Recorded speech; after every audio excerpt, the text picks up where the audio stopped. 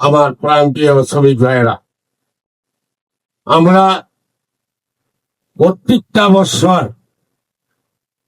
1 মে সারা বিশ্বে শ্রমিক দিবস পালন হয়।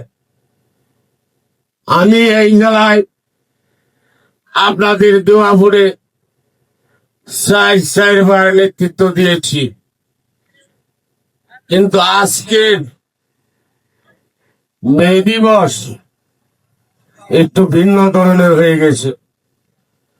এরা সকাল থেকেই আমরা এখানে অবস্থান করছি, দেখা গেছে যে কোনো গাড়ি বন্ধ নেই, শুধু ইউনাইটেড গাড়িটি দেখি নাই, আনালে সকল পরিবহন সকল যাত্রী নিয়ে সারাদিন গাড়ি চলাচল করেছে।